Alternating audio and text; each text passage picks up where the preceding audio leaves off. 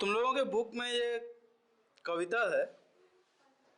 वैसे तो हिंदी की घंटी हमारी नहीं है, लेकिन मुझे हिंदी पढ़ने और पढ़ाने में बहुत मज़ा आता है। तो सत्येंद्र सर आज नहीं आए हैं, वो सीएल में हैं, कुछ ज़रूरी काम होगा। तो सॉरी, सीएल में नहीं है, वो ट्रेनिंग में गए हुए। तो कविता का शीर्षक है तुम कल्पना करो। कल्पना समझते हो? कल्पना का अर्थ होता है कुछ नया सोचना, कुछ अलग सोचना, ठीक है ना। जैसे कभी कभी तुम लोग मन में ही कल्पना करते हो कि कागज को ऐसे मोड़ देंगे ट्राई फोल्ड करके, फिर ऐसे मोड़ के नाव जैसा बन जाएगा, वो पानी पे तैरेगा। तो जिस समय उसको बना रहे होते हो वो तो उस दिन कल्पना साकार हो रहा है, लेकिन बनाने से पहले जो दिमाग में चलता है कि ऐसे मोड़ना है वैसे मोड़ना है, इसको कहा जाता है कल्पना। जो दिमाग में चलता है वही कल्पना। कुछ नया अलग करने का जो होता है, खास करके कुछ असंभव कर देने वाली बात, उसको कल्पना कहा जाता है। इसलिए अक्सर बोला जाता है कि कल्पनाओं की दुनिया से बाहर निकलो। जब कोई आदमी ऐसा बात करता था ना पहले, जैसे भगत सिंह कभी बोला करता था कि मैं देश के लिए कुर्बानी दूंगा, मुझे देखकर और भी युवा आगे आएंगे, देश को आज़ाद कराएंगे, तो उसके दोस्त उसको कहा करते थे कि कल्पना की दुनिया से बाहर निकलो। क्योंकि उस समय के लिए, जिस समय आदमी कल्पना करता है, उस समय के लिए वो चीज़ असंभव लगता है। जैसे जब कोई राइट बंधु था, राइट दो भाई था, उसका नाम right, William right, John Wright करके था। सुनो बाबू, हर क्लास में तुमको बोलना पड़े हमें, अच्छी बात नहीं है। टीचर आते हैं, टीचर को देखिए, सो करके क्या मिलेगा क्लास में। तो कल्पना की बात हो रही है। तो कभी जहाज उड़ाने के लिए किसी ने पहले कल्पना किया होगा कि ऐसे पंखी लगा देंगे, पंखी नाचेगा, ऐसे होगा वैसे होगा, जहाज ऊपर उड़ने लगेगा। कोई ना कोई तो कभी सोचा होगा पहले, बाद में ना असली में बना होगा, पहले तो कोई ना कोई सोचा होगा। ये जो जब सोच रहा होगा ना कि ऐसा कर देंगे, ऐसे पंखी लगा देंगे, ऐसे उसका दोनों हाथ रहेगा, तब जा के उड़ेगा जहाज, क्योंकि तभी तक तो दुनिया में हुआ नहीं था। किसी ना किसी ने पहले तो सोचा होगा सिर्फ, तब जा के आज संभव हो पाया। तो आज देखो कितना जहाज उड़ता है, हजारों जहाज दुनिया में उड़ता है, करोड़ों लोग दुनिया में जहाज से ट्रैवल करता है ना। इसलिए दुनिया में कोई भी अच्छा काम होने से पहले सबसे पहला काम क्या होता है? कल्पना। इसलिए हम लोग का कविता का शीर्षक क्या है? तुम कल्पना करो। कविता है तुम कल्पना करो, नवीन कल्पना करो, तुम कल्पना करो। देखो क्या कह रहा है तुम्हें कि तुम कल्पना करो, तुम सोचो। कुछ नवीन मतलब होता है नया। तुम नया सोचो, जो सब सोचता है वो मत सोचो, कुछ नया सोचो। तुम कल्पना करो, तुम सोचो कि कैसे क्या कर दें, ऐसा क्या करना चाहिए जिससे कि इतना भुखमरी खत्म हो जाएगा, इतना गरीबी खत्म हो जाएगा। सोचते सोचते एक समय ज़रूर सोचोगे कि क्यों ना ऐसा किस्म का बीज बनाया जाए, ऐसा किस्म का सीड्स बनाया जाए जिसमें फसल 10 गुना उगे, जितना अभी उगता है उससे 10 गुना फल उगे, 10 गुना धान उगे, सबका पेट भर जाए। तो कल्पना कुछ नया करो, जो अब तक में हो रहा है वो मत करो, ठीक है ना। कुछ नया कल्पना करो। अब घिस गई समाज की तमाम नीतियां, अब घिस गई मनुष्य की अतीत रीतियां। ध्यान से सुनो,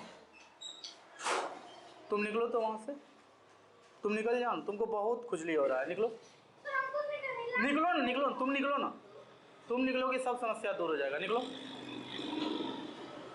यहाँ बैठो, यहाँ बैठो। अब नहीं लगेगा कोई तुमको। क्लास को बर्बाद करना तो तुम लोग का शौक है ना। किसी टीचर का मूड कितना भी अच्छा हो उसको खराब कर देना।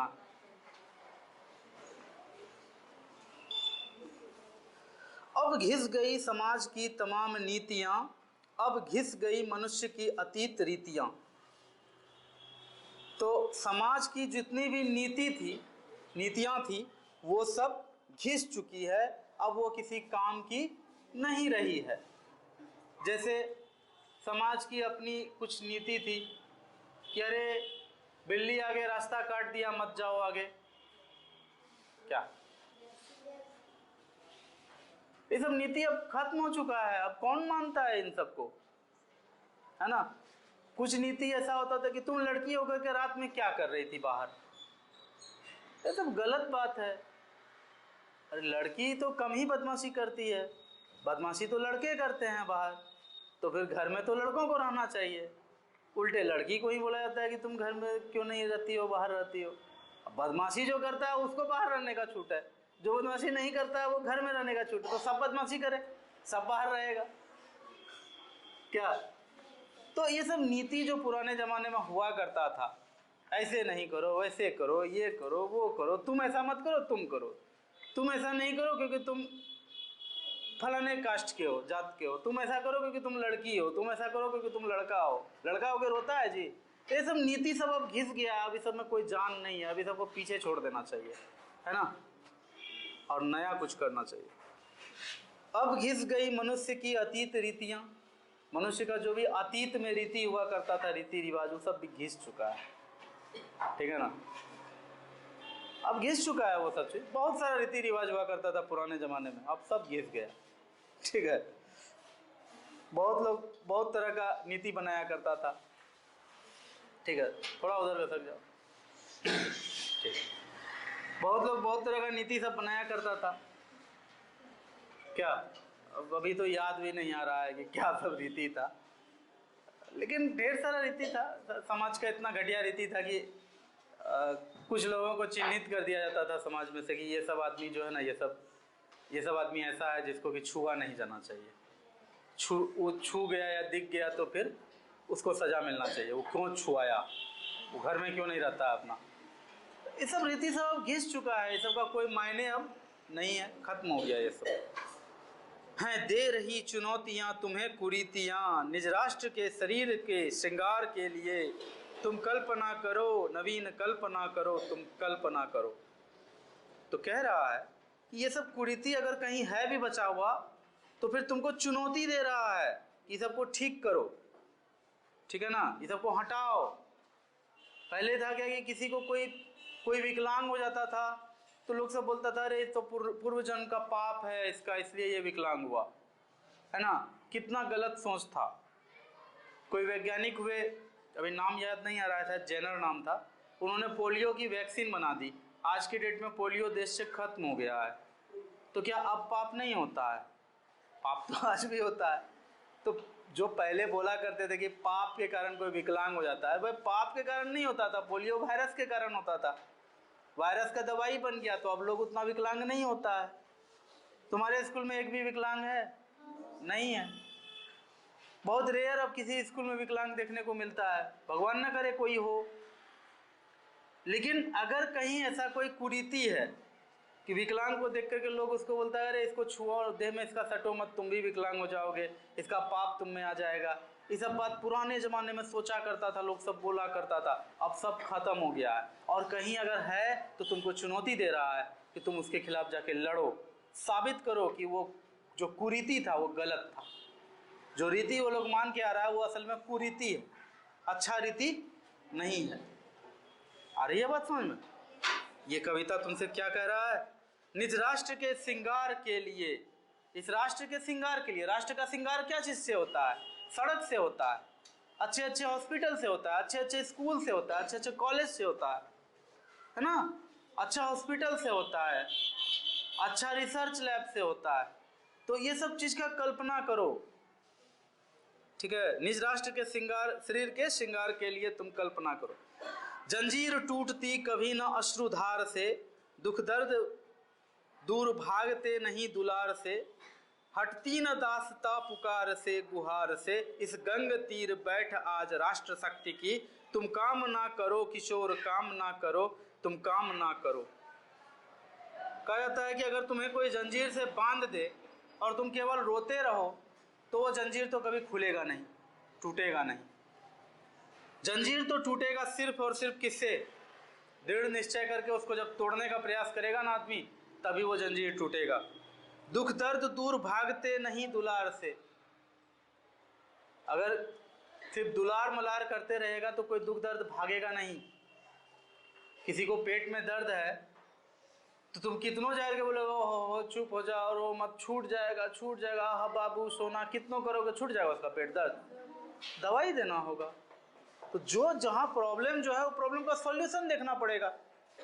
दुलार मलार करने से प्रॉब्लम थोड़े सॉल्व हो जाता है। हाँ, प्रॉब्लम अगर है रात का 1 बजे जाकर के उसके लिए दवाई लाना है तो दवाई लाना पड़ेगा। उस समय ये देखेंगे कि रात में डर लग रहा है, बाबू को ही समझाते हैं कि भोरे जाएंगे, ऐसा नहीं होता है।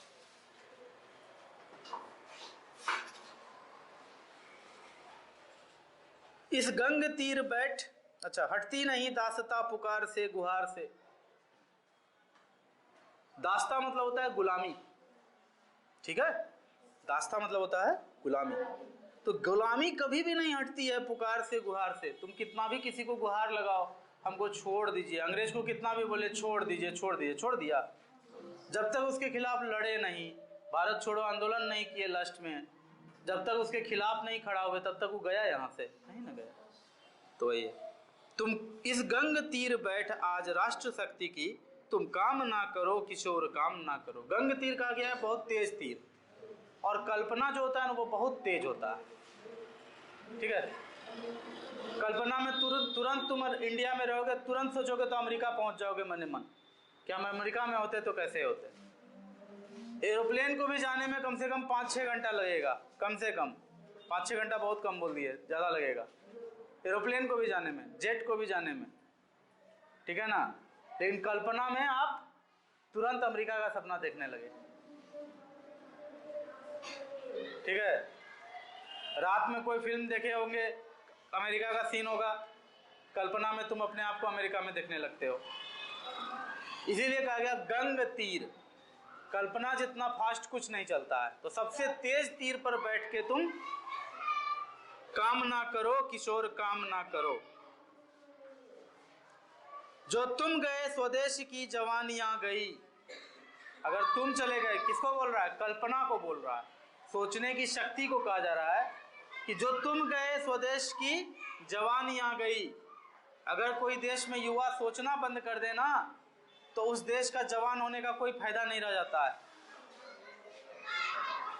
कुछ नया कल्पना करना, उसको साकार करना किसका काम है? जवान आदमी का काम। और जवान आदमी जो है कि कल्पना ही नहीं कर रहा है तो देश का जवानी ही चला गया। तब क्या, मान लो कि कोई बंदूक है और बंदूक में गोली ही नहीं है, तो बंदूक किस काम का? तो उसी तरह से जवान आदमी है लेकिन कल्पना कर ही नहीं रहा है, तो जवानी किस काम का? इसीलिए कवि ने लिखा है, जो तुम गए स्वदेश की जवानियां गई, चित्तौड़ के प्रताप की कहानियां गई। चित्तौड़ के महाराणा प्रताप के नाम सुने हो? नहीं सुने होगे क्योंकि तुम लोग कभी पढ़ाई लिखाई किए ही नहीं हो। सुने हो क्या? अच्छा सुनिए, लड़कियां थोड़ी बहुत पढ़ती हैं, लड़के लोगों को सिर्फ बात करना है। अब जैसे बोल रहे हैं ना, फर्स्ट बेंच पे बैठ करके ये दोनों पता नहीं कौन दुनिया का गप कर रहा है। जी में आता है कि दोनों का सर ही टकरा दे, इतनी अच्छी बातें हो रही है, आप लोग ध्यान से सुन रहे हैं। मन नहीं करता है कि आप लोग का समय निकाल करके इन लोगों को डांटे, क्योंकि डांटेंगे तो उससे आपको क्या फायदा होगा, उतना समय तो वेस्ट होगा। लेकिन ये लोग कसम खा के आया है कि क्लास में ना तो पढ़ेंगे ना किसी को पढ़ने देंगे, इतना बात करेंगे, टीचर पढ़ाना छोड़ करके हम लोग को डांटेगा और इससे पढ़ाई रुक जाएगा।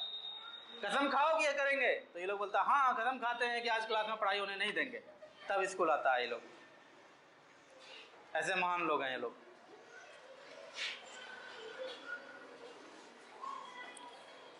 जो तुम गए स्वदेश की जवानियां गई, चित्तौड़ के प्रताप की कहानियां गई।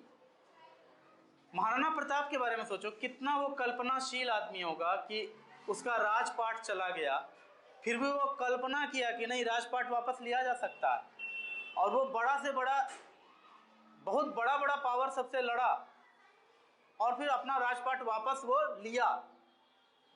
तो ये कल्पना कि हमको अपना राजपाट वापस लेना है, वहाँ रह रहे लोगों का जीवन को ठीक करना है, उसको किसी अत्याचार में नहीं छोड़ना है, ये कल्पना जो प्रताप का किया हुआ था, महाराणा प्रताप का, अगर कल्पना करने का शक्ति चला जाएगा हमारे आप लोगों के मन से, आप लोग कुछ अच्छा कल्पना नहीं कर पाइएगा, क्लास में यही छोटा मोटा बात सब करते रहिएगा, एक दूसरे के साथ बैठने को लेकर के झगड़ा करिएगा, तो फिर देश का तो जवानी ही चला गया, तब देश का एनर्जी चला गया। जवानी मतलब क्या होता है? ऊर्जा, एनर्जी चला गया, नहीं है तब।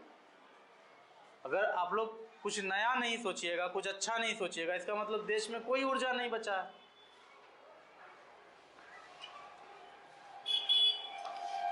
आजाद देश रक्त की रवानियां गई, अब सूर्य चंद्र से समृद्धि रिद्धि सिद्धि की, तुम याचना करो दरिद्र याचना करो, तुम याचना करो।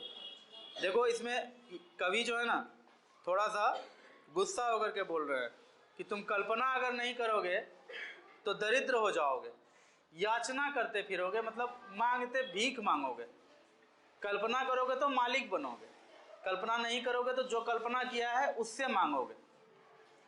ठीक है ना? तो वही बात है। तो सूर्य चंद्रमा से रिद्धि सिद्धि की तुम याचना करो, या तो अपना कल्पना करके लैब में बैठ करके कोई दवाई बना लो, कोई मिसाइल बना लो, कोई बढ़िया स्कूल खोल लो जहाँ सबको एजुकेशन दे पाओ, कुछ ऐसा कर दो जिससे कि सबको लाभ हो जाए, या नहीं तो फिर जाकर के सूर्य देव को 52 भोग 54 भोग लगाओ, भगवान दे दीजिए, भगवान दे दीजिए, भगवान दे दीजिए, भीख मांगो भगवान से, या तो मेहनत करके सब कुछ खुद से हासिल करो। इसीलिए कहा है कि जो आदमी कल्पना नहीं कर सकता वो दरिद्र की भांति है, इसलिए लिखा हुआ है दरिद्र याचना करो तुम याचना करो। अब लास्ट स्टेंजा है, ध्यान से सुनना। आकाश है स्वतंत्र मेखला, आकाश है स्वतंत्र मेखला, यह श्रृंग भी स्वतंत्र ही खड़ा बना ढला, है जल प्रपात काटता सदैव श्रृंखला, आनंद शोक जन्म और मृत्यु के लिए तुम योजना करो, स्वतंत्र योजना करो, तुम योजना करो। लास्ट स्टेंजा में आपको कह रहा है कि स्वतंत्र होके योजना करो, मतलब जो भी कल्पना करना है स्वतंत्र होके करो।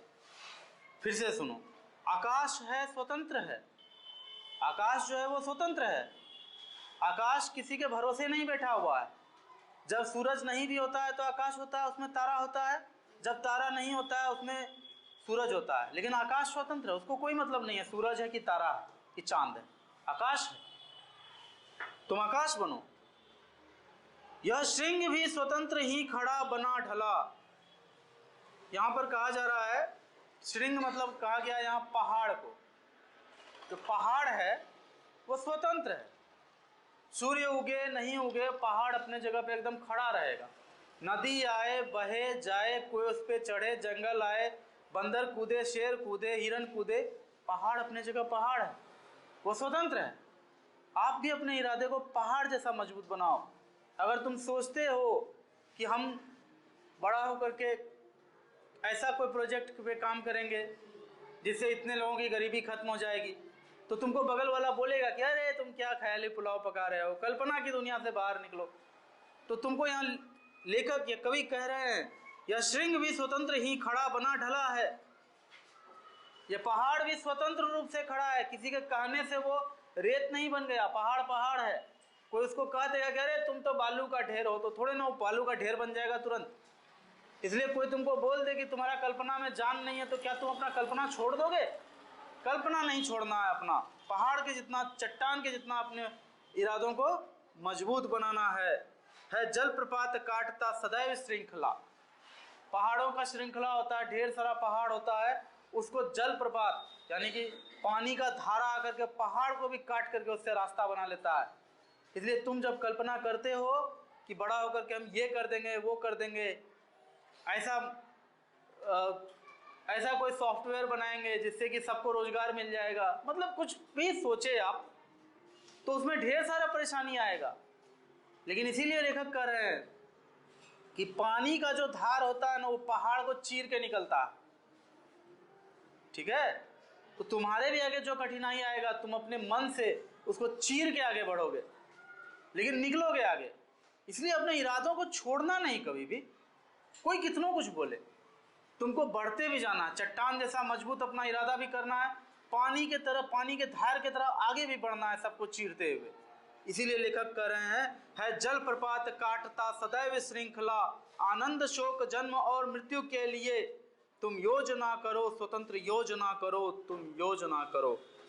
अब ये कह रहे कवि लास्ट में कि तुम योजना जो करोगे तो आनंद शोक जन्म मृत्यु सबके लिए तुम योजना करो, यानी कि सबसे ऊपर उठ के योजना करो।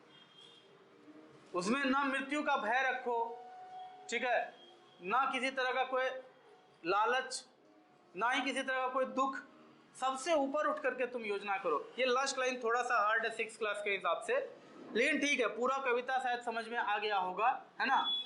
आपको कुछ ना कुछ पॉजिटिव सोचना है, लोगों के जीवन में कुछ अच्छा लाने के लिए कुछ कल्पना करना है, और उस कल्पना पर पूरा स्ट्रांग होकर के खुद को रखना है, और उसके लिए जो भी करना पड़े अच्छा काम एकदम अटल होके करना। कोई बोलेगा कि अरे तुम्हारे योजना में दम नहीं है, बोलता है बोलने दो, क्या जाता है, अपना जो काम है अपने को करना है ना। ठीक है, तो इसी के साथ ये कविता यहीं समाप्त होता है। Thank you so much.